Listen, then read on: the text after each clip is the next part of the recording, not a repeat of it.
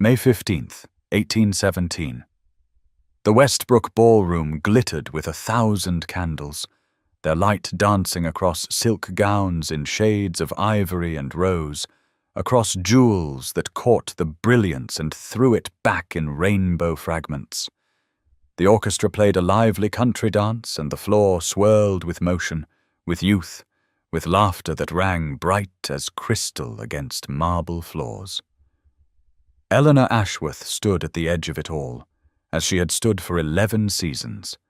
her position as fixed and unremarkable as the potted palms that lined the perimeter. She wore a gown of blue silk that had been fashionable 3 years prior, altered twice to accommodate changing styles, the color still fine, but the cut betraying its age to any discerning eye. At 29, Eleanor had learned to make herself small, to occupy the spaces between notice, to expect nothing beyond the thin courtesy society afforded spinsters who had long since ceased to matter. Her face, though not unpleasant, bore the unmistakable mark of resignation, a certain stillness in her expression that came from years of being looked through rather than at. Her brown hair, dressed simply, framed features that might have been called handsome in a kinder world. But handsomeness was not what the marriage mart valued. Youth, vivacity, a certain decorative charm, these were the currencies that purchased regard, and Eleanor's purse had been empty for years. She watched her younger sister Margaret's friends whirl past in the arms of eligible gentlemen, girls who had been children when Eleanor first entered society, now wives themselves, some already mothers. The sight no longer pained her as it once had. She had made peace with invisibility, or so she told herself in the quiet hours before dawn when sleep refused to come.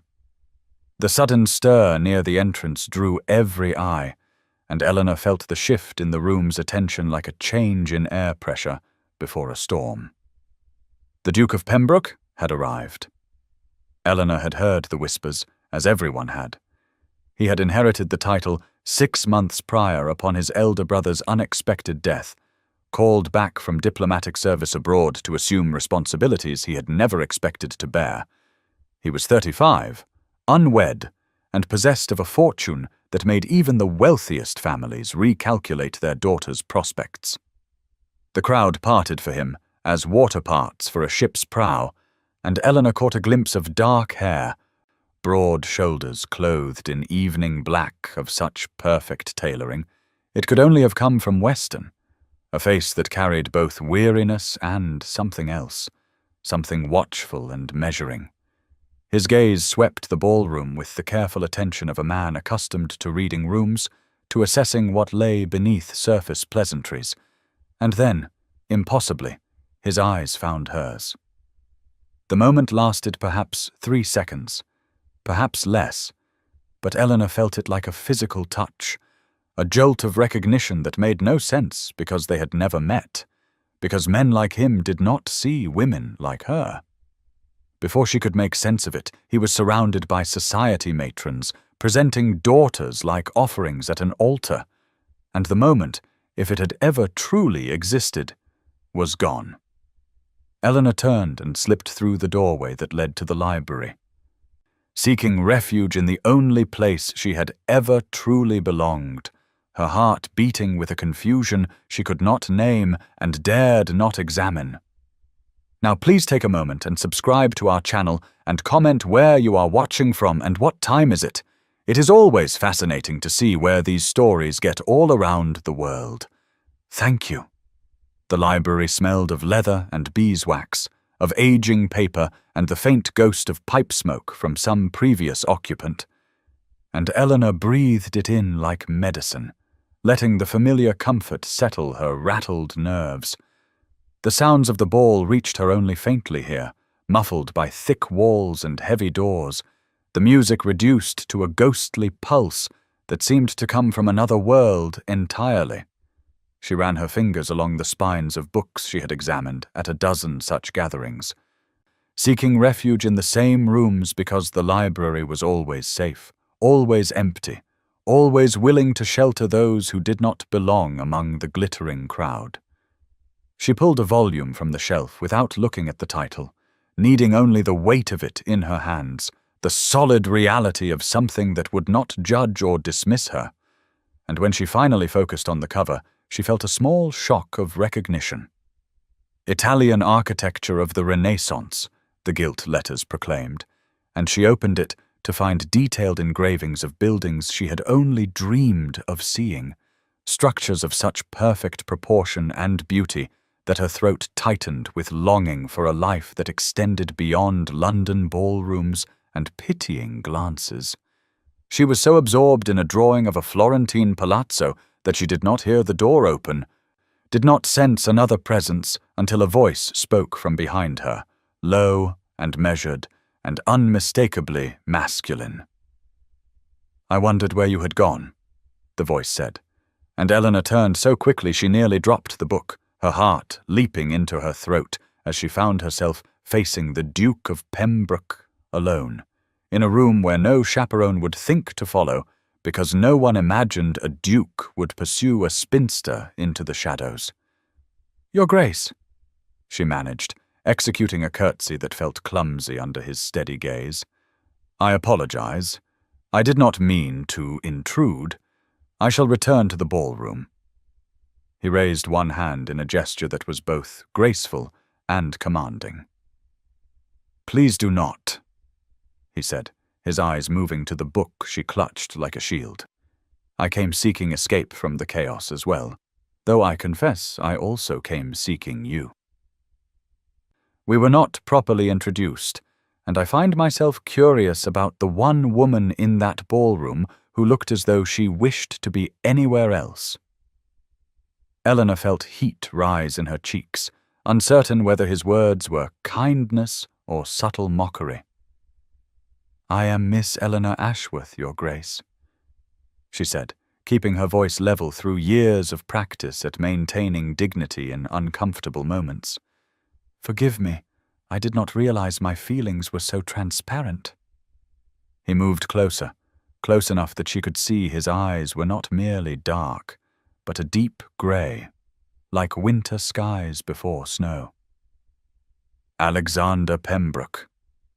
he said, as though his title were an afterthought. "And transparency is not a fault, Miss Ashworth. It is a rarity. Most faces in that ballroom are masks worn so long their owners have forgotten what lies beneath. Tell me, what draws you to Italian architecture?" The question was so unexpected, so genuinely interested in its delivery, that Eleanor found herself answering honestly instead of deflecting with the self-deprecating humor she had learned to employ. "The harmony of it," she said quietly, "the way proportion and beauty serve purpose rather than vanity, the sense that something can be both functional and transcendent. I have studied it for years through books, though I do not suppose I shall ever see the buildings themselves."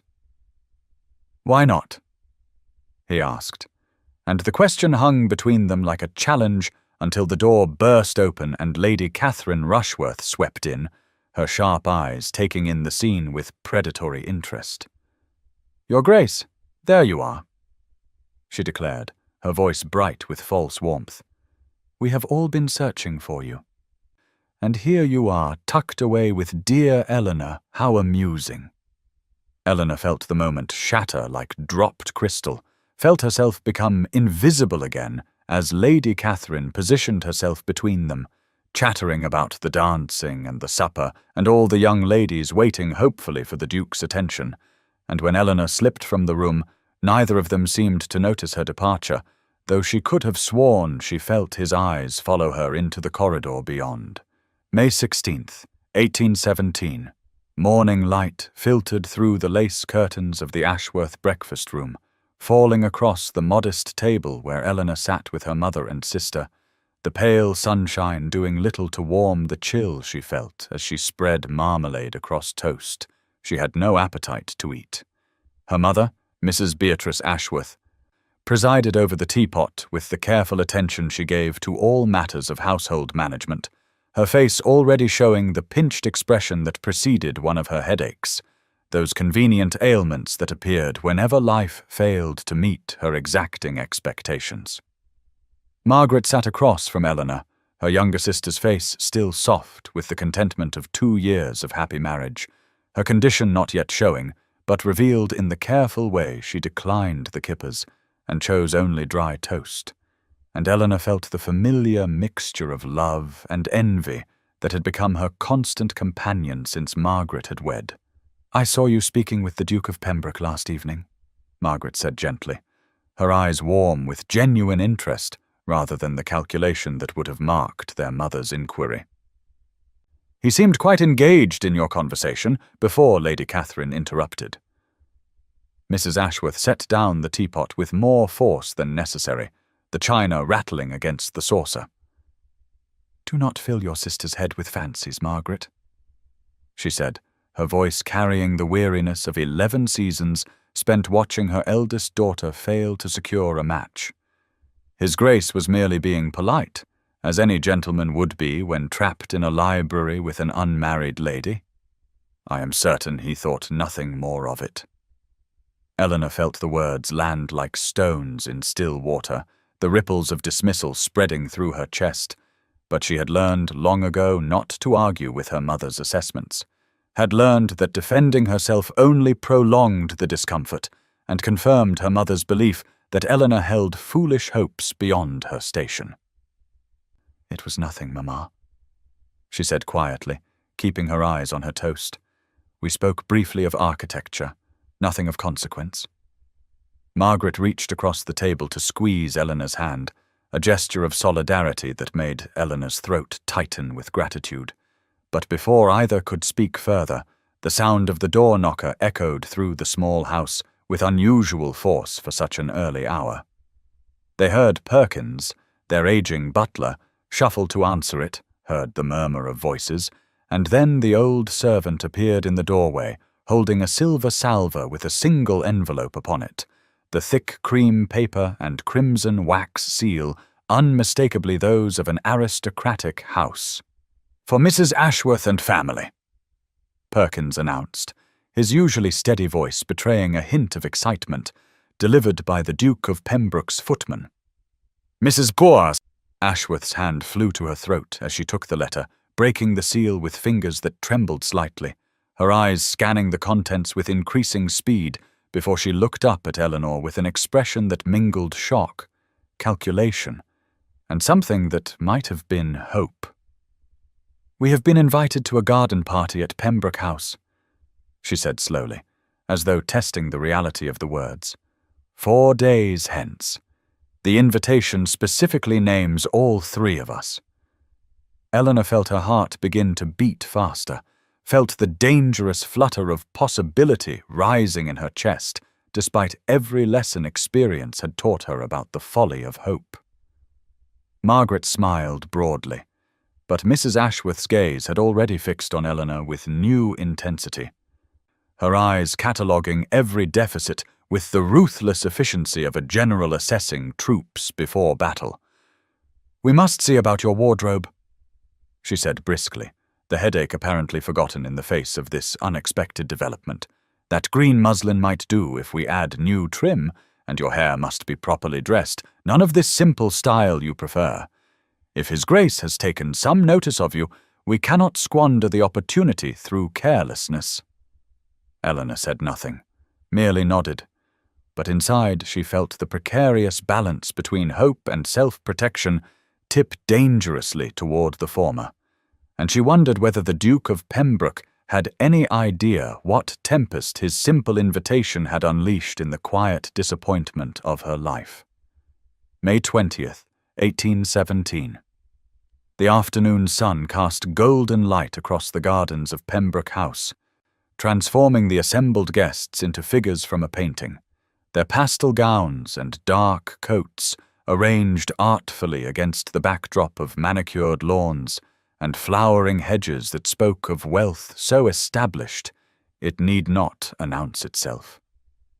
Eleanor stood in the receiving line with her mother and Margaret, her hands clasped tightly before her to still their trembling, the green muslin gown with its new trim suddenly feeling like a costume meant for someone else, someone younger and more hopeful than the woman who wore it. The Duke of Pembroke greeted each guest with perfect courtesy, his manner formal and distant, and when Eleanor's turn came, his eyes passed over her with the same polite acknowledgement he had given the dozen guests before her, no flicker of recognition warming his expression,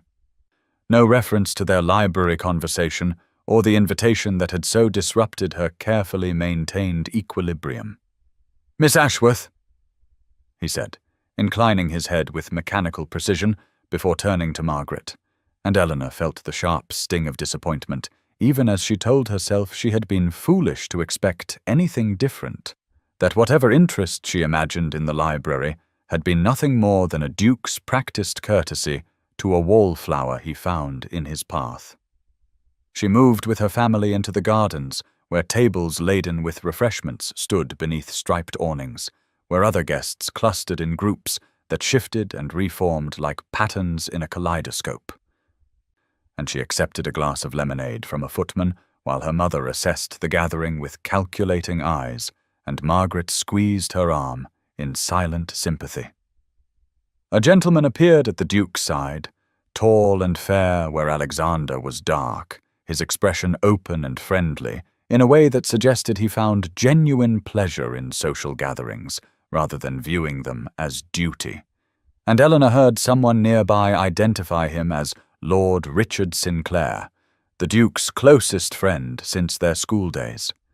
She drifted away from her mother's increasingly anxious supervision, seeking refuge in the parts of the garden where fewer guests congregated, and found herself drawn to a rose garden enclosed by high hedges, the blooms still early in their season, but promising spectacular beauty in the weeks to come. She was examining a particularly lovely pale pink specimen when she heard footsteps on the gravel path and turned to find the Duke approaching, his expression transformed from the formal mask he had worn in the receiving line, something intent and focused in his gaze that made her breath catch. "Miss Ashworth," he said, and his voice carried the same warmth it had held in the library. "I apologize for my earlier coldness. There are reasons I cannot yet explain for maintaining certain appearances in public, but I hoped we might continue our conversation about Italian architecture, perhaps discuss Palladio's influence on English design," and Eleanor felt her confusion deepen even as her traitorous heart lifted at his attention. But before she could respond, the sound of other guests approaching made his expression shutter once more, the warmth draining from his manner as he stepped back and offered her a formal bow before turning to greet Lady Catherine Rushworth and her companions, leaving Eleanor standing alone among the roses, wondering whether she had imagined the entire exchange or whether she was caught in some game whose rules she could not begin to understand. May 21st, 1817. The morning air in Hyde Park carried the scent of early blooming flowers and freshly scythed grass, and Eleanor walked beside Margaret along the serpentine path that curved between towering elms, their branches creating patterns of shadow and light that shifted with each breath of wind, though Eleanor noticed none of the beauty around her.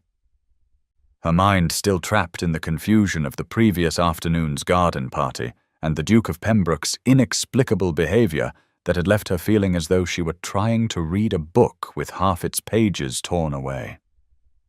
Margaret had suggested the walk with gentle insistence, her sister's perceptive eyes having noted Eleanor's distraction at breakfast and the way she had pushed food around her plate without eating,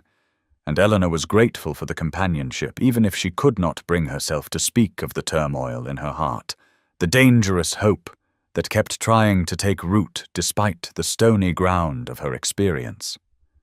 They had just rounded a bend near a small grove of ornamental shrubs when Eleanor heard voices ahead, the distinctive sharp tone of Lady Catherine Rushworth cutting through the morning quiet like a blade. And Eleanor's steps faltered as she recognized that her former friend was holding court with 3 other ladies on a bench just beyond the shrubs, close enough that their voices carried clearly but far enough that they had not yet noticed Eleanor's approach. "Poor Miss Ashworth," Lady Catherine was saying, her voice dripping with false sympathy that barely masked the cruelty beneath. "I fear she has quite mistaken His Grace's politeness for something more significant. You should have seen her face in the rose garden yesterday, positively glowing with hope.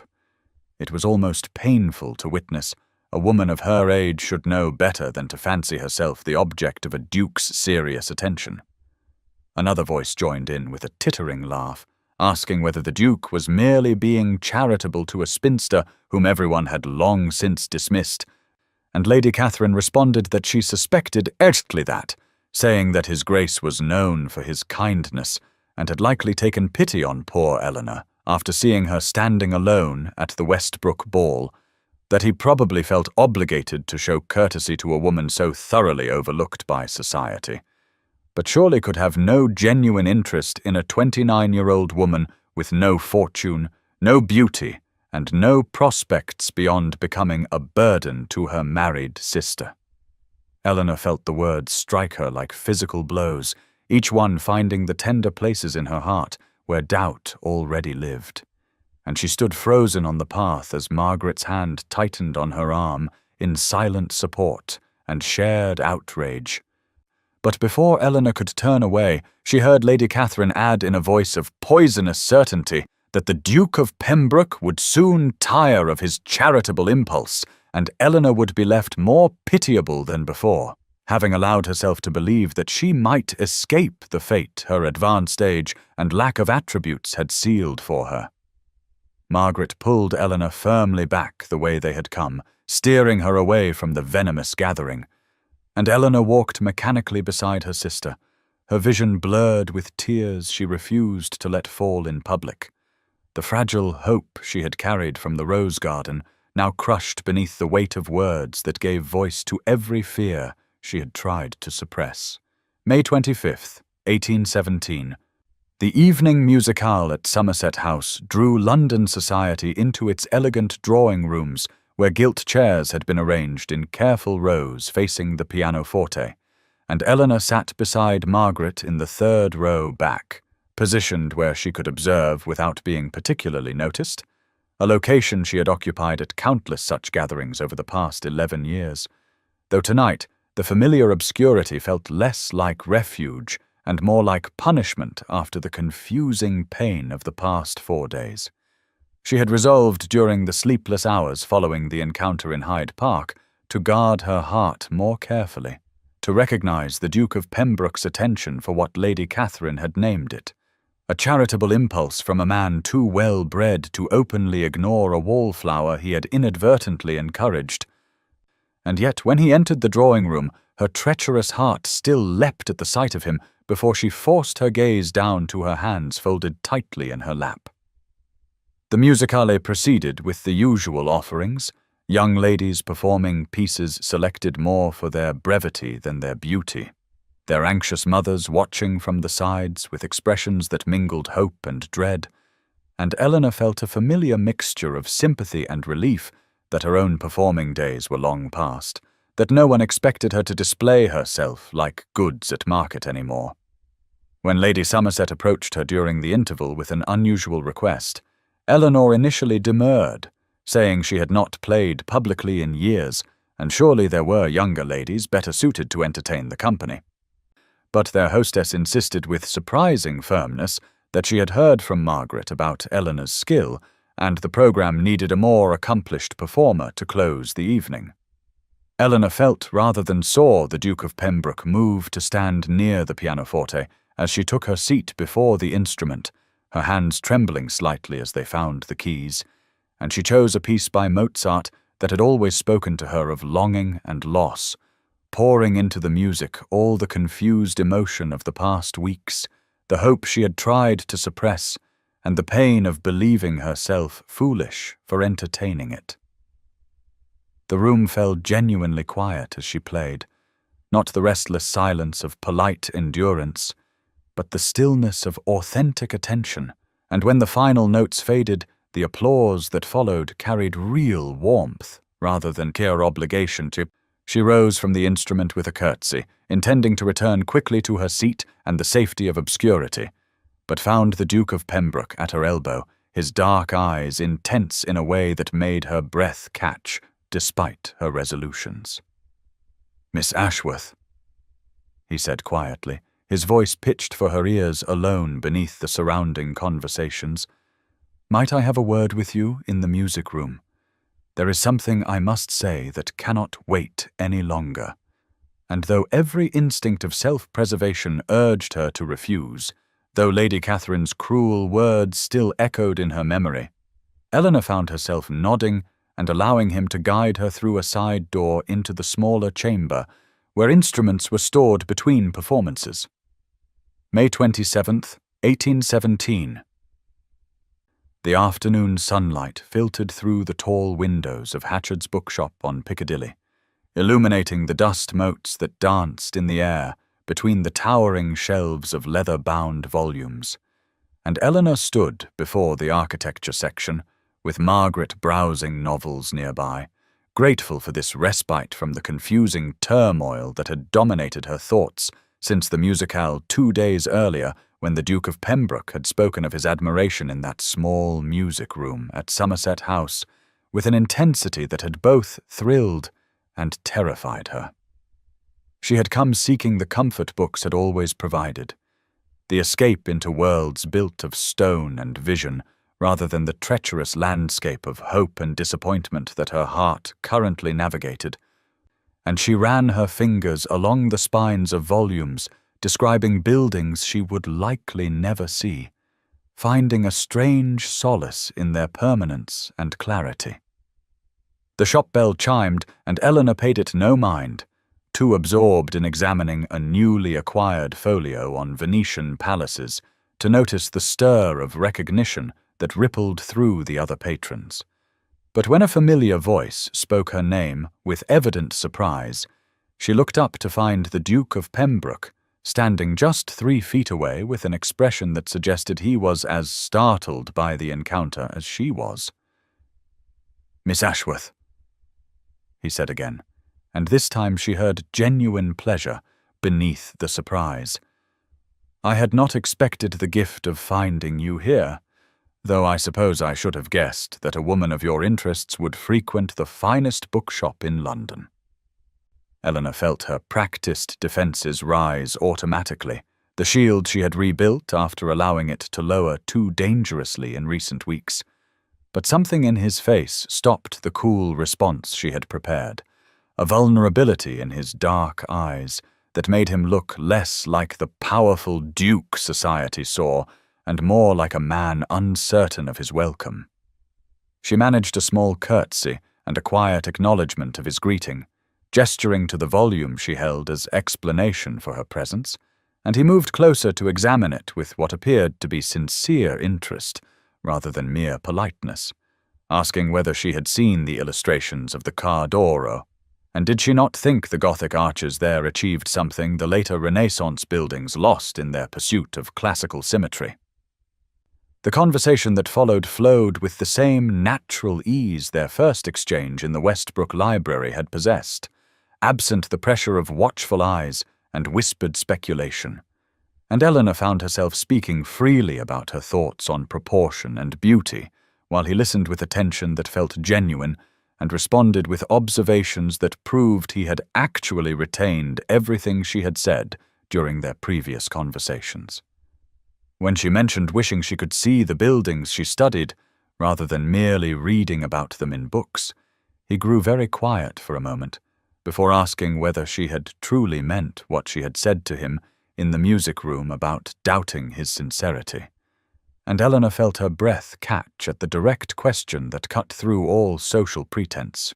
Before she could formulate a response, he continued speaking in a low voice meant only for her despite the public setting, saying he understood her skepticism given his failure to show consistent regard, but that he hoped she might allow him to prove through actions rather than words alone that his interest was neither charitable impulse nor passing amusement.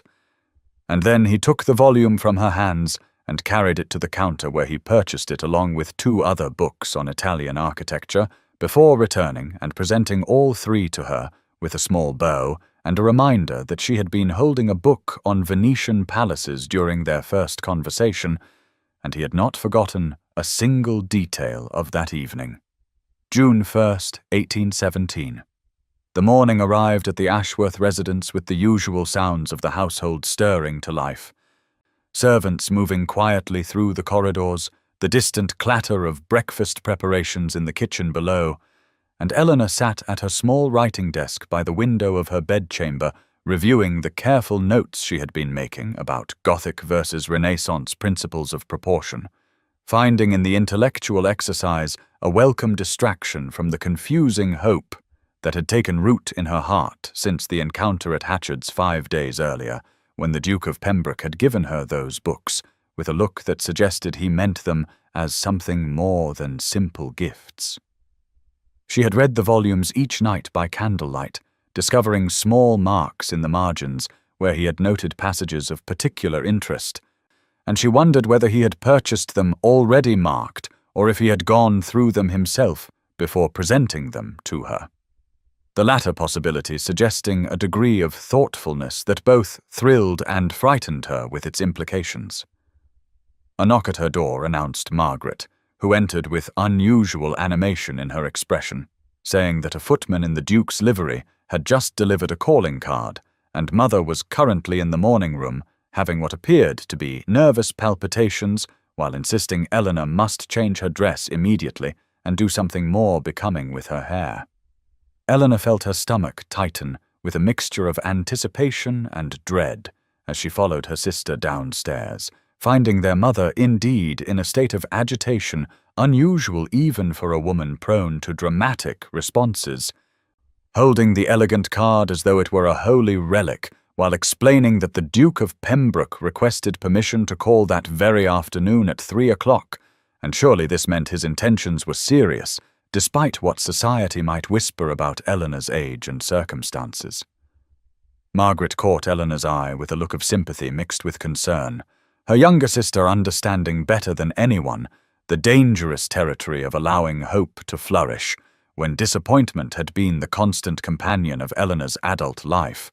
But there was no possibility of refusing the call without giving grave insult, and so Eleanor found herself 4 hours later dressed in her best afternoon gown of pale green muslin that Margaret insisted brought out the colour of her eyes. Seated in the formal parlour beside her mother, with hands folded carefully to conceal their trembling while they awaited the arrival that would either confirm the tentative hope growing in her heart or reveal it as the foolish fantasy Lady Catherine had named it. When the clock struck 3 and the butler announced the Duke of Pembroke, Eleanor felt time seem to slow as Alexander entered the room with perfect aristocratic bearing, bowing first to her mother with proper respect before turning his dark gaze to Eleanor with warmth that made her breath catch despite her determination to maintain composure. The call proceeded with flawless propriety as he discussed estate matters with her mother and inquired after the health of Margaret's husband, but his attention returned again and again to Eleanor. Drawing her into conversation about the books he had given her and listening to her observations with the focused attention she had come to recognize as distinctively his, and when he extended an invitation for the entire Ashworth family to attend a week-long house party at his country estate beginning on June 8th, Eleanor saw her mother's face transform with an expression of triumph mixed with disbelief, while Margaret reached over to squeeze her hand beneath the cover of her skirts in silent support. June 8th, 1817. The carriage bearing the Ashworth family turned off the main road onto the long private drive that wound through parkland more extensive and beautifully maintained than Eleanor had imagined possible, ancient oaks lining the approach like sentinels guarding the approach to a realm apart from ordinary existence.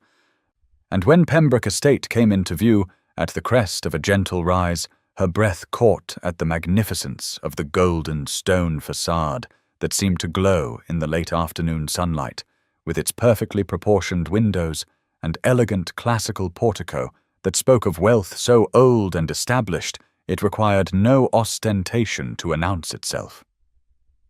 Her mother made a small sound of awe beside her, while Margaret squeezed her hand with an expression that mingled excitement and concern. Both sisters understanding that this week would either confirm the fragile hope that had been growing since the bookshop encounter and formal call, or shatter it completely in a setting where there would be no escape from the pain of disappointment. The carriage pulled up before the main entrance, where other vehicles were already discharging guests, and Eleanor recognized with a sinking sensation the elegant form of Lady Catherine Rushworth descending from a coach with her husband Lord Edmund, while casting an appraising look at the arriving families that suggested she was already cataloguing material for future gossip. Alexander stood at the top of the entrance steps, flanked by servants, looking every inch the Duke in command of his ancestral domain as he greeted each arriving guest with perfect aristocratic courtesy. And Eleanor felt her anxiety increase as she watched him bow over the hand of a beautiful young woman in a travelling dress of expensive silk, while her mother whispered that the girl must be Lady Harriet Somerset, whose family controlled half of Devonshire. When their turn came to be handed down from the carriage, Eleanor had armoured herself with the dignity that had sustained her through 11 seasons of being overlooked, prepared for the possibility that he would greet her with the same pleasant impersonality he had shown the other guests. But when his dark eyes met hers, something shifted in his expression, and he descended the steps himself, rather than allowing a footman to assist her, taking her hand with a warmth that seemed to communicate private meaning beneath the public gesture, while murmuring that he was most particularly glad to welcome her to his home. The tour of the principal rooms that followed revealed chambers of such elegance that Eleanor felt overwhelmed by the contrast to her own family's modest London residence. But Alexander remained near the Ashworth party throughout the procession, through staterooms and galleries, drawing Eleanor's attention to architectural details she might find interesting, and asking her opinion on the proportion of the great hall, with a deference that seemed to elevate her observations above those of guests with far greater social standing. When the housekeeper showed her to her assigned bedchamber, Eleanor discovered with wonder that the windows overlooked the rose garden she had glimpsed during the tour, the same garden where Alexander had spoken to her so intensely during the garden party at his London residence, and she could not believe the placement was accidental. That evening at dinner, she found herself seated not at the distant end of the table, where spinster relations were typically relegated, but rather in a position of honour near Alexander himself. And throughout the meal he engaged her in conversation with an attention that made several other guests exchange significant glances. While Lady Catherine's expression grew increasingly disapproving as she observed from across the table how the Duke ignored conventions of distributing his attention equally among guests, and instead focused his considerable charm on the most unlikely recipient present. June 9th, 1817. The morning sun streamed through the tall windows of the breakfast room at Pembroke Estate, illuminating a chamber so elegantly appointed that Eleanor felt almost intimidated by the delicate porcelain and gleaming silver that adorned the sideboard. But Alexander rose immediately when she entered with her mother and Margaret, drawing out a chair for her personally, rather than allowing a footman to perform the service, and throughout the meal he consulted her opinion on matters related to the estate, with a seriousness that suggested he genuinely valued her perspective rather than merely making polite conversation to pass the time. Lady Catherine sat across the table with an expression growing increasingly sour as she observed how the Duke directed his attention so consistently toward the least socially significant guest present, and when Alexander proposed that Eleanor might enjoy seeing the greenhouse and its collection of exotic botanical specimens after breakfast, Lady Catherine's teacup clattered against its saucer with barely suppressed disapproval, while Margaret caught Eleanor's eye with a look of mingled excitement and concern. The walk through the formal gardens toward the greenhouse complex allowed Eleanor to appreciate the magnificence of the grounds with their precisely maintained parterres and elegant statuary, the June morning having turned warm with the promise of summer fully arrived, and when they entered the humid glass structure, with its soaring ceiling and lush vegetation that seemed transported from tropical realms, Alexander guided her past ordinary specimens toward a collection of rare orchids whose delicate blooms seemed impossibly beautiful in their intricate construction. Here, away from the observation of other guests, his manner relaxed further as he spoke of the years he had spent abroad in diplomatic service, the loneliness of a position that required constant performance of role with little opportunity for genuine connection, the death of his elder brother that had called him home to assume responsibilities he had never expected to inherit, and which often felt more burden than privilege. Eleanor found herself responding with her own experiences of invisibility within society,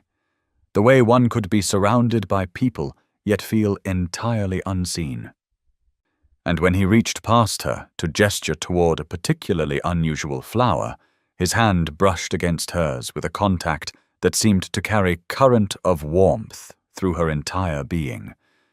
He did not immediately withdraw, but rather let his fingers rest against hers for a moment that stretched with significance,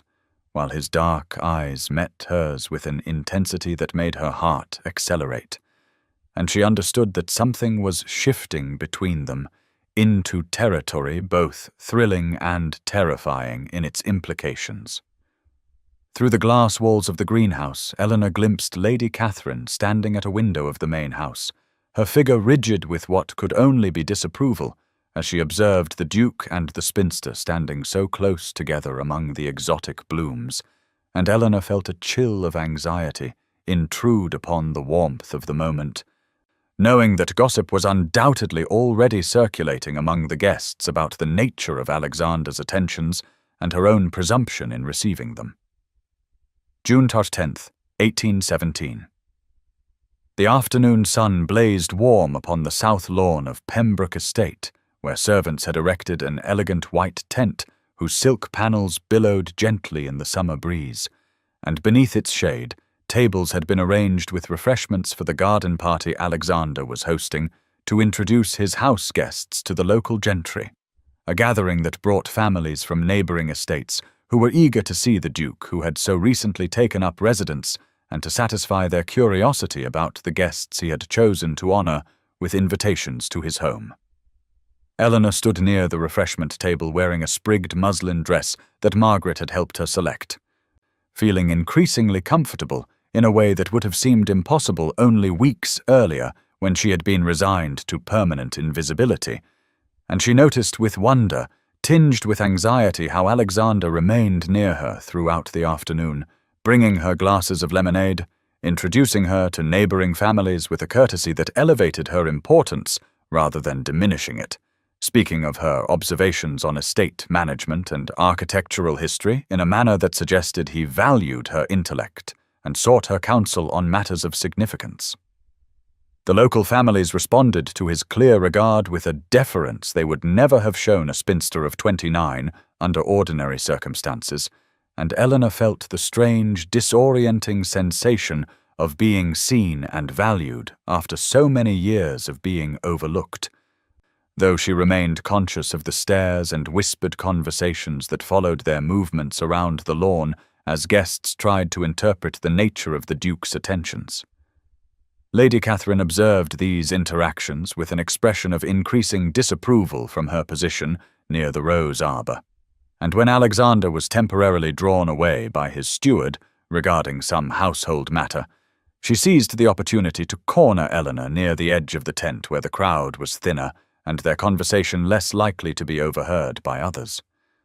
The words she spoke were delivered in a tone of false concern that barely concealed the cruelty beneath, as she remarked that it pained her to see an old acquaintance making such a spectacle of herself, that surely Eleanor must understand that the Duke was simply being kind to a guest, and that it would be foolish indeed for a woman of her age and limited prospects to mistake aristocratic politeness for genuine romantic interest, that the entire party was whispering about the pathetic spinster who had so badly misunderstood the situation and was setting herself up for humiliation when the Duke inevitably turned his attentions to a more suitable candidate for his affections. Eleanor felt the words strike like physical blows, each syllable finding the vulnerable places in her heart where doubt and fear still resided, despite the evidence of Alexander's regard. And though she maintained her composure through years of practice in enduring social cruelty, she could feel her hands trembling as she gripped her glass, while Lady Catherine continued her assault under the guise of friendly warning. Alexander returned to find Eleanor pale and shaken, Lady Catherine retreating with an expression of satisfaction, and something shifted in his demeanour as he took in the scene with the perceptiveness that came from years of diplomatic service reading underlying currents in social situations. And without a word to Eleanor, he strode after Lady Catherine with a determination that drew the attention of nearby guests. Those close enough to observe saw the Duke speak to Lady Catherine in tones too low to be overheard, but with an intensity that left no doubt he was delivering a rebuke. Saw her face flush with shock and anger. Saw him gesture toward Eleanor with a protectiveness that made his regard unmistakable, and within minutes the whispered story spread through the gathering that the Duke had confronted one of the most prominent ladies present on behalf of the Spinster, that he had defended Miss Ashworth's honour, that his interest was clearly far more serious than anyone had imagined. June 11th, 1817. The morning mist still clung to the low places of the parkland surrounding Pembroke Estate, when Alexander sent word requesting Eleanor accompany him for a morning ride. And though she had never been particularly accomplished on horseback, she found herself accepting with a mixture of anticipation and nervousness that had kept her awake much of the previous night, replaying the extraordinary scene of the Duke publicly defending her against Lady Catherine's cruelty. Margaret insisted Eleanor borrow her own dark green riding habit, which fit reasonably well despite needing adjustment at the waist, and as Eleanor descended to the stables she felt acutely conscious of how the borrowed garment represented her position as someone perpetually making do with what others could spare, rather than possessing the abundant resources that came naturally to those born to different circumstances. Alexander waited beside two horses already saddled, his own large black gelding and a gentler chestnut mare, whose calm temperament he had specifically requested for Eleanor's use, and he helped her mount with a steadying hand that lingered perhaps a moment longer than strictly necessary before swinging on to his own horse with the easy grace of someone raised to the saddle from childhood. They rode in companionable silence through the misty morning, following a track that led upward through wooded slopes toward higher ground, and Eleanor found herself grateful for the excuse not to speak immediately, as her mind churned with questions about his intentions and the meaning of yesterday's confrontation that had sent ripples of gossip through the entire party. The overlook he brought her to commanded a magnificent view across his lands. The estate house visible in the distance, with its elegant proportions, settled into the landscape like something that had grown there naturally over centuries, and when they dismounted, Alexander led the horses to graze, while he guided Eleanor to a fallen log that provided a natural seat overlooking the vista spread below them. He stood for a long moment, gazing across his property before turning to face her directly with an intensity in his dark eyes that made her heart accelerate with both hope and fear, and when he finally spoke, his words came carefully chosen, as though he had rehearsed them during the sleepless portions of his own night.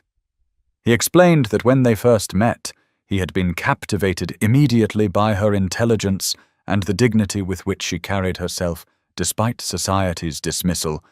but having witnessed too many times how vicious gossip could destroy reputations and cause genuine suffering,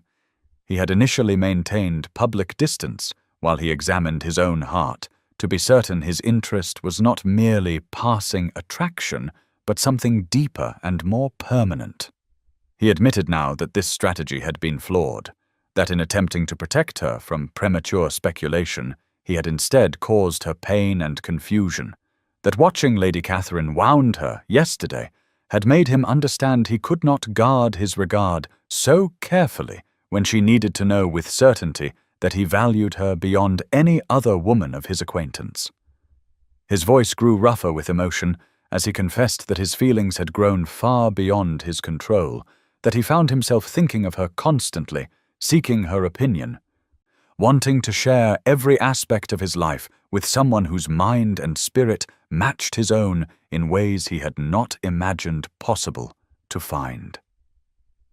Eleanor sat frozen as his words washed over her, scarcely daring to breathe lest she wake from what must surely be an impossible dream. But the morning sunlight breaking through the mist felt too real, and the vulnerability in his expression too genuine for fantasy. And when she finally found her voice to ask tremulously if he truly meant what he was saying, he knelt before her and took her hands in his with a tenderness that made tears spring to her eyes, as he promised he would spend however long necessary proving his constancy until she could trust in the permanence of his devotion. June 12, 1817. The ballroom at Pembroke Estate blazed with the light of 500 candles, reflected in mirrors and crystal chandeliers that cast dancing shadows across walls hung with silk in deep gold and cream, and the musicians Alexander had brought from London tuned their instruments on the dais, while guests assembled in their finest evening attire for what would prove to be the most significant social event of the house party, and perhaps of the entire season for those perceptive enough to understand what they were witnessing. Eleanor stood near the entrance, feeling her heart race with a mixture of anticipation and anxiety as she smoothed the skirt of the gown Margaret had insisted she accept as a gift, a dress of pale ivory silk with delicate embroidery and silver thread that transformed her appearance in ways her usual modest attire never had, lending her a grace and elegance that several guests remarked upon as she entered, though she remained uncertain whether their compliments reflected genuine admiration or merely the social calculations inspired by Alexander's obvious regard. The assembled company included not only the house party guests, but also neighboring families invited specifically for the ball, creating an audience of perhaps 60 people whose attention focused immediately on Alexander as he moved to greet the final arrivals, and Eleanor felt the familiar instinct to retreat to the margins where she had spent so many years observing rather than participating. But before she could act on that impulse, Alexander crossed the room with unmistakable purpose and bowed before her, requesting the honor of the opening dance, with a formality that could not disguise the warmth in his eyes or the intimacy of his smile. The shock that rippled through the assembly was almost palpable, as guests registered that the Duke was not merely showing courtesy to a guest, but claiming Eleanor publicly as his chosen partner for the most significant dance of the evening, a statement that carried implications no one could mistake, even if they wished to misinterpret his intentions. Eleanor felt her hand tremble slightly as she placed it in his, felt the reassuring pressure of his fingers as he led her to the center of the floor, while the other guests formed sets around them. And when the music began and they moved through the figures of the dance, she found herself meeting his gaze directly rather than looking away, found courage in the steadiness of his attention and the unspoken promise conveyed through every touch and glance. The first dance ended to polite applause, but rather than releasing Eleanor to the customary rotation of partners, Alexander remained near her as the next set formed, engaging her in quiet conversation that excluded the world around them until the music began again, and he claimed her for a second dance, a breach of propriety so blatant that even those inclined to excuse his behavior as eccentricity could not ignore its significance. Lady Catherine watched from her position near the refreshment table with an expression that shifted from disapproval to active hostility as she observed not only the Duke's unprecedented attention, but the way other gentlemen began approaching Eleanor between dances, following Alexander's lead in treating her as a woman of consequence rather than a negligible spinster. And when Alexander claimed Eleanor for a third dance, the whispers crescendoed into open speculation about whether an engagement would be announced before the party concluded. Lord Richard Sinclair, observing Lady Catherine begin to circulate among the guests with clear intention to spread poison, intercepted her conversation with the Tremaines and spoke in carrying tones about how Miss Ashworth had been instrumental in helping Alexander plan charitable initiatives for the estate tenants, revealing an involvement in the Duke's affairs that suggested intimacy and trust beyond mere social acquaintance, lending Eleanor a legitimacy and value that even the most determined gossips found difficult to dismiss entirely. June 13th, 1817. The morning sun streamed through tall windows into the small private breakfast room, where Alexander had arranged for Eleanor to join him alone, save for the discreet presence of a maid stationed near the door to satisfy propriety. And as Eleanor entered, still feeling as though she moved through some impossible dream after the previous evening's extraordinary ball,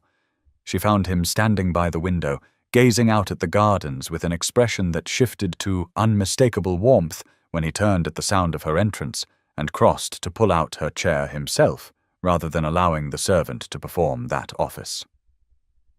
The breakfast laid out was more intimate than the grand buffet offered to other guests in the main dining room, with delicate pastries and fresh fruit arranged on china, so fine Eleanor could see light through it, and as Alexander dismissed the maid to wait outside the closed door, Eleanor felt her heart accelerate with the significance of this private audience that suggested intentions serious enough to disregard the whispers such arrangements would inevitably inspire among the remaining house guests. He did not speak immediately, but instead served her himself, placing selections on her plate with careful attention to what he had observed she preferred during previous meals. And this small gesture of having noticed her tastes moved Eleanor more than grander displays might have done, because it revealed the depth of his attention to details about her that most people never bothered to observe. When he finally spoke, after taking the seat beside rather than across from her, his voice carried a seriousness that made her set down her fork and give him her complete attention as he began to speak of how her life might change, asking with genuine interest about dreams she had harbored beyond society's narrow expectations for women of her station, and particularly for those dismissed as past the age for new beginnings. Eleanor found herself speaking more freely than she had ever dared about her longing to see the world beyond England's shores, to stand before the architecture she had studied in books, and understand how light and proportion combined to create beauty, to live a life defined by curiosity and growth rather than the slow diminishment into invisibility that society prescribed for spinsters. And as she spoke, she watched his expression grow more animated with each word, as though her dreams aligned perfectly with visions he had been harboring himself. Alexander leaned forward and took her hand where it rested on the table, his touch gentle but definite, and told her he wanted to show her Italy and the architectural wonders she had studied, that he had connections in Florence and Rome who could provide access to buildings rarely opened to visitors,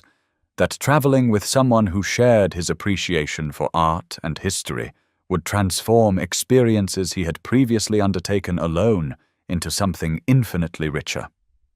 His words painted a future so vivid Eleanor could almost see the Italian sunlight and smell the flowers that must grow in Mediterranean gardens, and she felt tears prick her eyes at the generosity of someone not only accepting her dreams but actively wishing to facilitate their fulfillment in ways her limited circumstances had never allowed her to imagine possible. He opened his mouth to continue speaking, his expression suggesting he was building toward something of great significance, when a sharp knock at the door interrupted, and his steward entered with profuse apologies, carrying a letter whose seal Alexander recognized immediately with the expression of frustration that told Eleanor this communication could not be ignored despite his clear wish to do exactly that. He read quickly, his jaw tightening, then looked at Eleanor with genuine regret, as he explained that urgent business regarding tenant disputes on the northern portion of his estate required his immediate attention and consultation with his land agent, matters that could not be postponed without risking real harm to families depending on his intervention. Eleanor assured him she understood, even as disappointment settled heavy in her chest at whatever he had been about to say before this interruption. And though Alexander retained her hand a moment longer and promised they would continue this conversation very soon,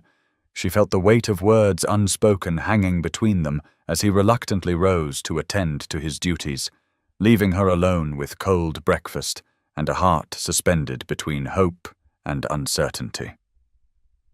June 14th, 1817. The afternoon carried a quality of ending as guests assembled in the entrance hall with trunks and cases being loaded onto carriages, while servants moved efficiently through rooms restoring order to spaces that had hosted a week of extraordinary social theatre. And Eleanor stood near the window of her assigned bedchamber, looking out at the rose garden one final time, feeling her chest tighten with the anxiety of departure and separation from Alexander, who had spent the morning sequestered with his land agent, addressing the crisis revealed in yesterday's letter, while she had been forced to pack and prepare for the return journey to London, without the private conversation she desperately wished to complete. The other guests departed in clusters, with Lady Catherine offering Eleanor a look of such complex mixture of defeat and lingering malice that Eleanor understood her former friend had recognized the shift in social dynamics, even if she refused to accept it gracefully. And Margaret touched Eleanor's arm gently as they waited for their own carriage to be brought round. Her sister's expression combining genuine happiness for Eleanor's prospects with concern about the uncertainty of a courtship, interrupted at such a crucial moment.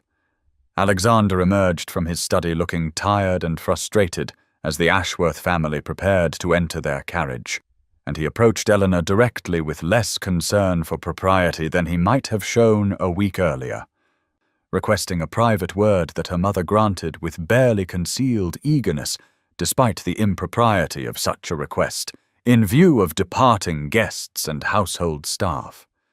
He drew her aside to the small morning room where they had breakfasted the previous day, and took both her hands in his with an urgency that sent her heart racing as he apologized for the estate matters that demanded his continued presence here for at least another week, explaining that tenant families faced genuine hardship that he could not in good conscience ignore, even though every instinct urged him to abandon duty and follow her to London immediately.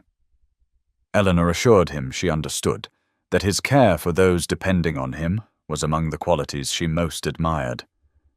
But her voice trembled slightly with the fear that separation might somehow break the spell of these past days and return her to the invisibility she had known before his attention transformed her social existence.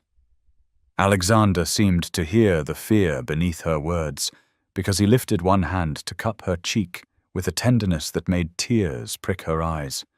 and he promised in a voice rough with emotion that he would call on her in London the moment his business concluded, that she should reserve the afternoons of the 21st and 22nd for him, specifically because he had particular plans that required her exclusive company.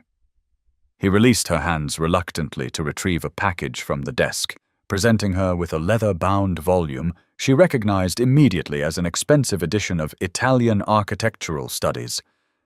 And when she opened it, she discovered he had filled the margins with handwritten notes throughout, observations and questions clearly meant to continue their conversations across the distance and days that would separate them,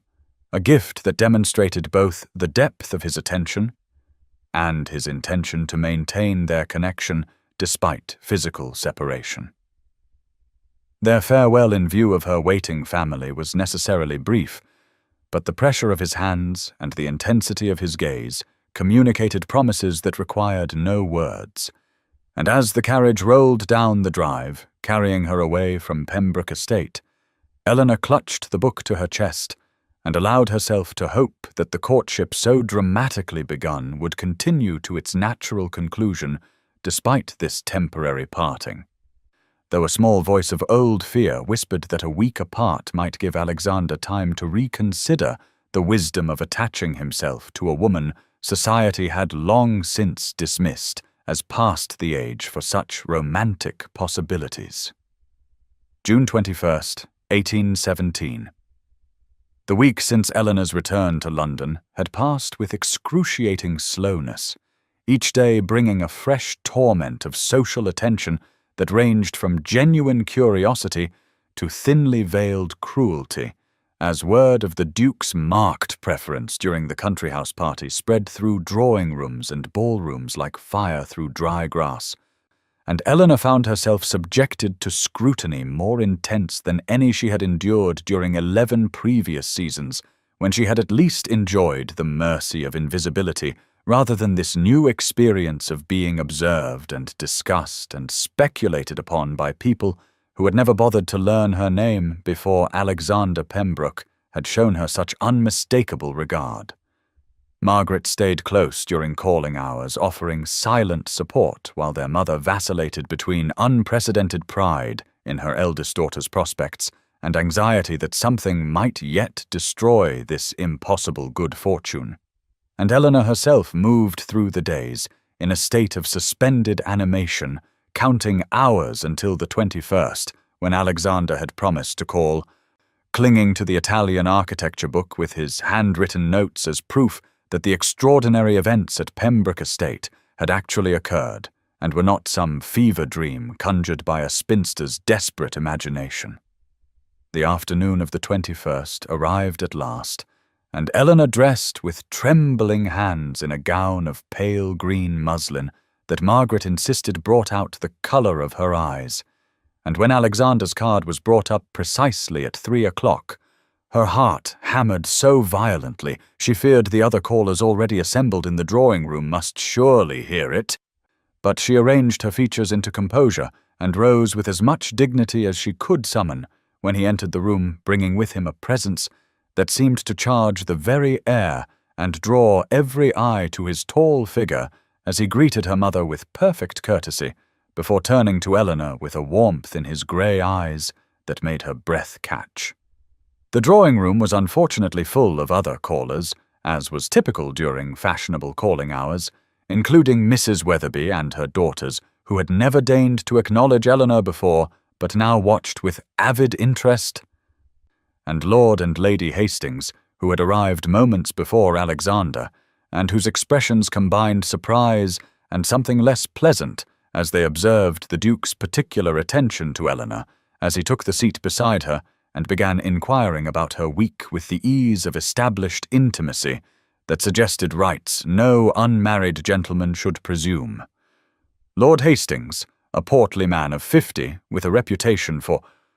cruel wit and an inflated sense of his own importance, due to family connections to an earl, exchanged a glance with his wife, before remarking in a voice pitched to carry across the drawing-room that it was remarkable how certain spinsters who had long accepted their inevitable fate could develop such inflated expectations based on simple kindness, from gentlemen too well bred to show the disdain such presumption deserved. And the room fell into immediate shocked silence, as every person present understood the insult directed at Eleanor, and waited to see how the Duke would respond to this challenge to his judgment and her character. Alexander rose slowly from his seat, his movement controlled, but carrying such cold fury that Lord Hastings actually drew back slightly as the Duke crossed the few steps to stand directly before him, and in a voice of ice Alexander stated that he required Lord Hastings to immediately retract his statement and offer Miss Ashworth a sincere apology. And when Hastings attempted to bluster that he had made no specific accusation, Alexander cut him off with a gesture and stated in tones that brooked no argument that any insult to Miss Ashworth was an insult to himself personally, and that Hastings would either apologize and depart immediately or face social consequences that would make his current standing in society seem a fond memory.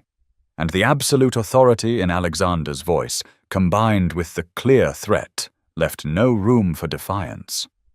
Lord Hastings, his face mottled red with humiliation, offered a stilted apology to Eleanor before practically fleeing the drawing room with his wife hurrying after him,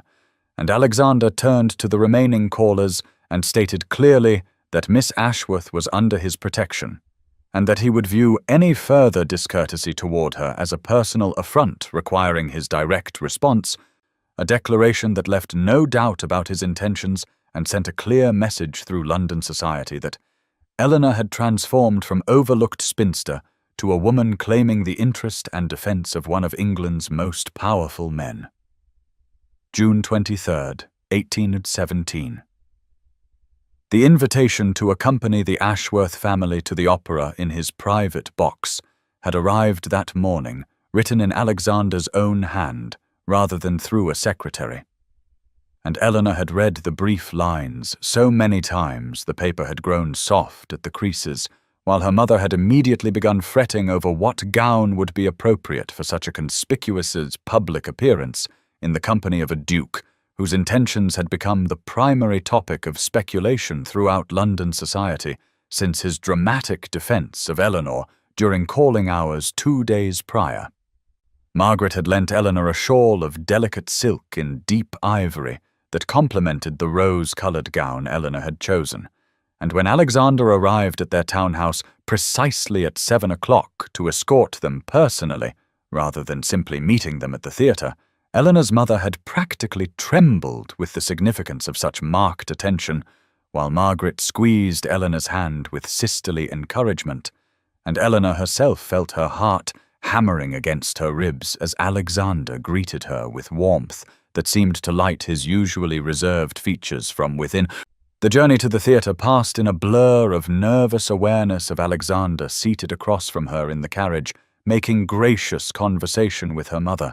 while his eyes kept returning to Eleanor with an intensity that made her skin warm and her breath catch. And when they arrived at the grand entrance where fashionable society gathered to see and be seen, Alexander handed Eleanor down from the carriage himself and kept her hand tucked securely in the crook of his arm as they entered the building, a gesture of possession and protection that sent whispers rippling through the crowd like wind across water. His private box occupied a prime position with excellent views of both stage and audience, and Alexander seated Eleanor in the place of honour beside him rather than relegating her to a rear position as propriety might suggest for an unmarried woman not yet formally betrothed. And throughout the first act of the performance he leaned close to make quiet observations about the singers and orchestra that created an intimate bubble of shared attention, despite the hundreds of eyes Eleanor could feel upon them from other boxes and the pit below. During the interval when society members traditionally visited each other's boxes to gossip and network, several acquaintances came to pay respects to the Duke and were introduced to the Ashworth family, with a courtesy that elevated their social standing simply through association. But Eleanor also heard the whispered speculation from the adjacent box, where Sir Thomas Waverley remarked to his companion, in a voice pitched to carry, that it was surprising to see a man of the Duke's standing forming an attachment to a woman so clearly past the first bloom of youth, questioning what could possibly have prompted such an unlikely match when younger and prettier girls had vied for his attention all season. Alexander stiffened beside Eleanor, and she felt him turn deliberately to face Sir Thomas across the divide between boxes, and in a voice clear and firm enough that nearby boxes fell silent to listen, Alexander stated that he had never in his life met a woman of greater worth than Miss Ashworth, that her intelligence and character far surpassed any superficial attributes society prized in younger women,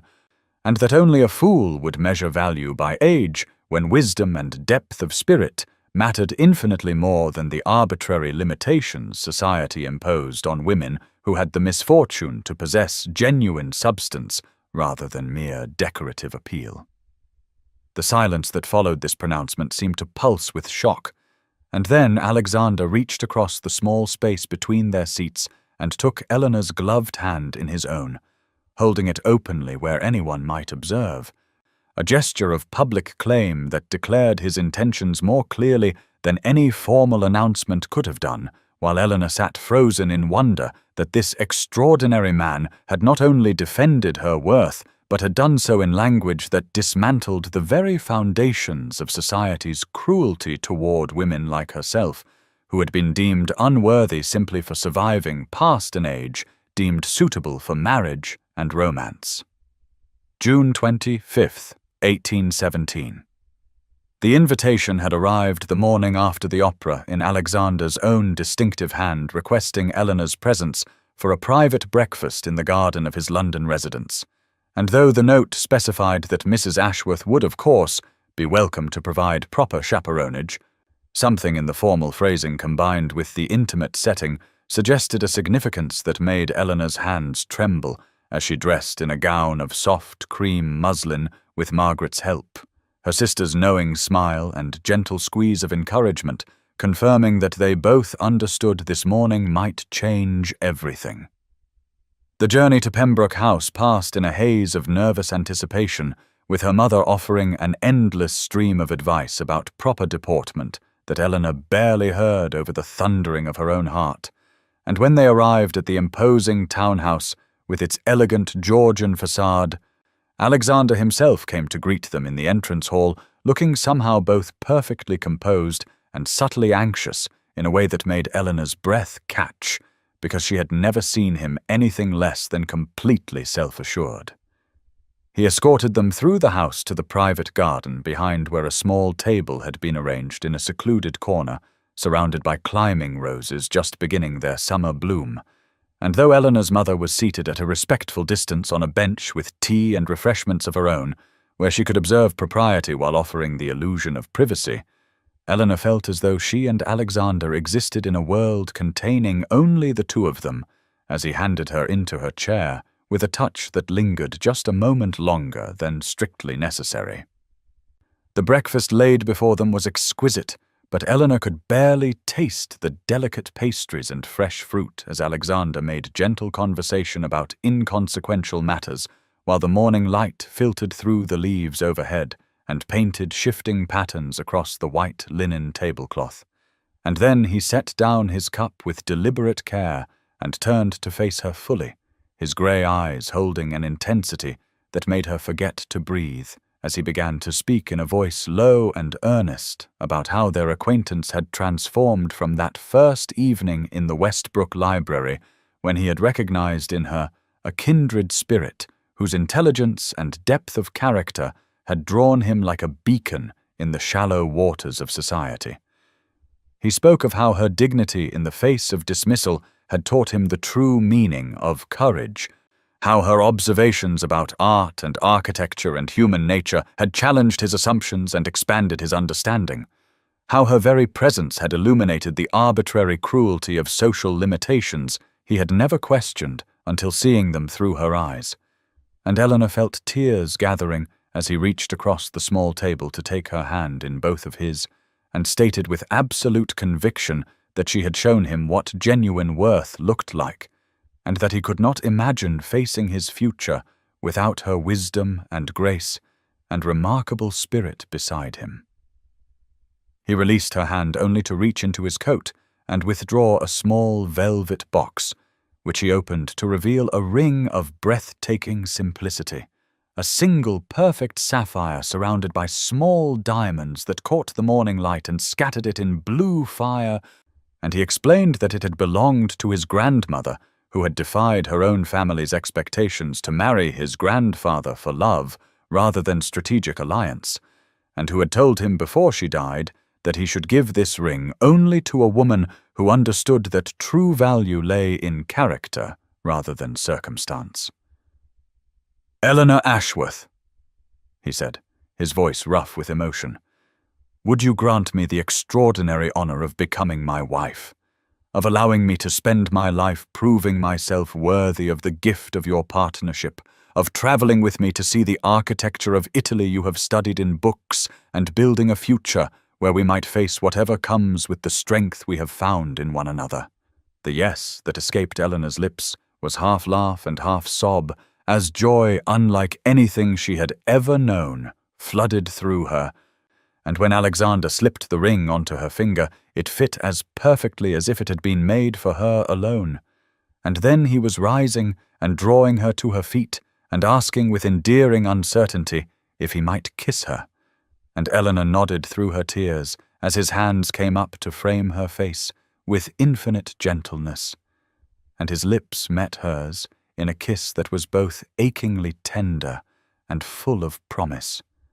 sealing between them a commitment that transcended every limitation society had tried to impose, and proving that love recognized no boundaries save those of the heart itself. July 15th, 1817. The morning of Eleanor's wedding dawned with golden sunlight streaming through the tall windows of the Ashworth townhouse where she had awakened for the last time as an unmarried woman. And as Margaret helped her dress in the elegant gown of ivory silk that had been crafted by London's finest modiste,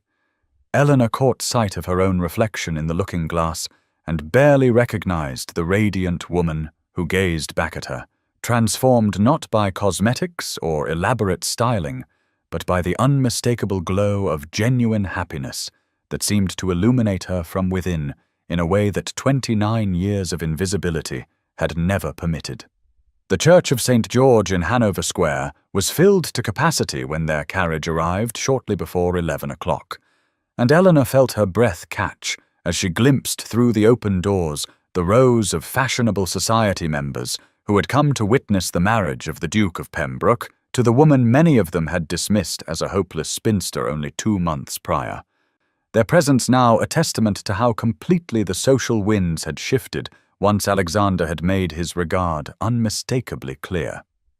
Margaret preceded her down the aisle in a gown of pale rose, Eleanor's only attendant, and Eleanor's mother wept openly in the front pew beside Margaret's husband, while on the opposite side Lord Richard Sinclair stood beside Alexander at the altar, and when Eleanor's eyes found Alexander's as she began her slow processional walk on her father's arm, the expression of wonder and love and absolute certainty on his face made every moment of doubt and pain from her past dissolve like morning mist under the sun.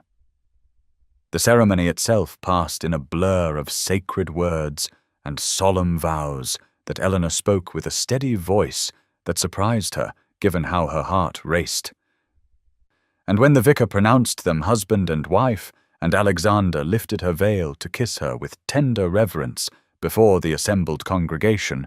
Eleanor heard the rustle of whispers and knew that many present were remarking on the genuine affection so evident between the couple, so different from the strategic alliances that typically characterized aristocratic marriages. The wedding breakfast held at Pembroke House afterward seemed to Eleanor like moving through a dream, where former critics now competed to offer congratulations and claim they had always recognized her worthiness. And though Eleanor noted with a mixture of relief and vindication that Lady Catherine Rushworth had declined the invitation and was conspicuously absent, she found she could summon no bitterness toward her former friend, because the happiness she had found rendered past cruelties powerless to wound her. When Alexander rose to offer a toast to his new bride, his words were simple but devastating in their sincerity, as he thanked Eleanor for teaching him that true worth had nothing to do with age or social standing, and everything to do with the depth of character and generosity of spirit she possessed in such abundance. And when they shared their first dance as husband and wife while the assembled guests looked on,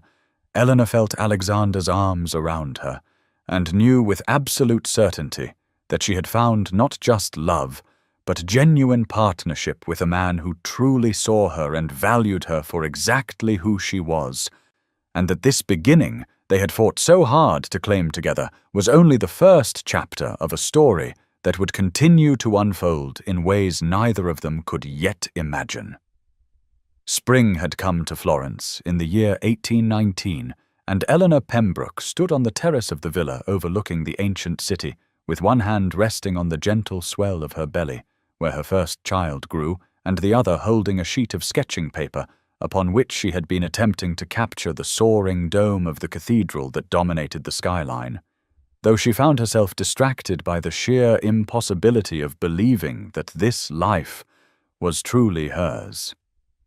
That the woman who had once stood invisible at the edges of London ballrooms now spent her days surrounded by the Italian architecture she had studied in books, and her nights in the arms of a man who looked at her as though she held the secrets of the universe. Alexander sat nearby in the dappled shade of a lemon tree, reading from a volume of poetry, but glancing up frequently to watch his wife with an expression of such contentment that it still made Eleanor's heart catch even after 2 years of marriage. And when he noticed her attention had drifted from her sketching, he set aside his book and came to stand behind her, his arms encircling her waist and his chin resting on her shoulder as they looked out together over the terracotta roofs and winding streets of the city that had welcomed them like a promise fulfilled.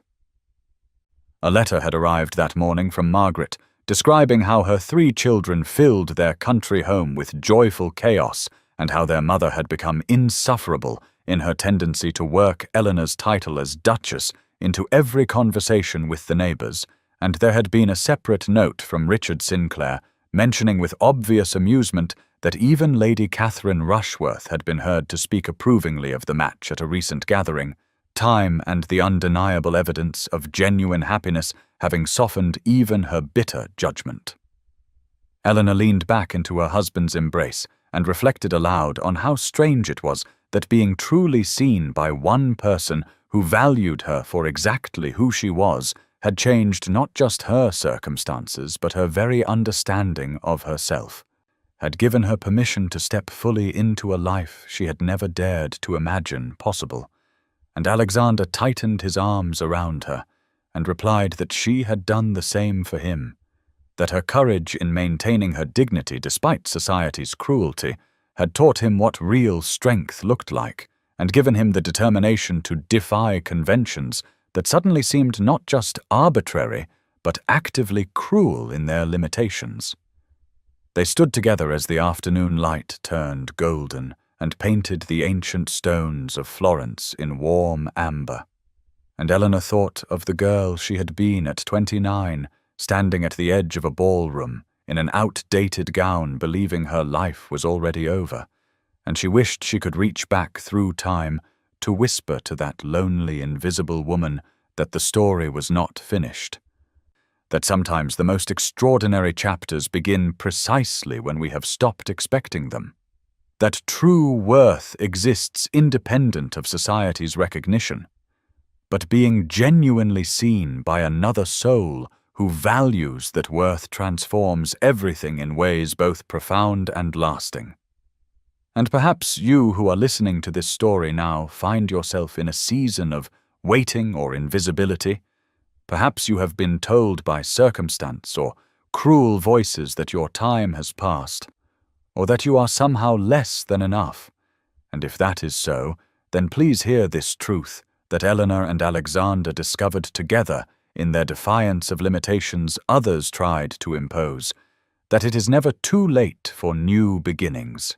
That authentic connection transcends every arbitrary boundary society constructs,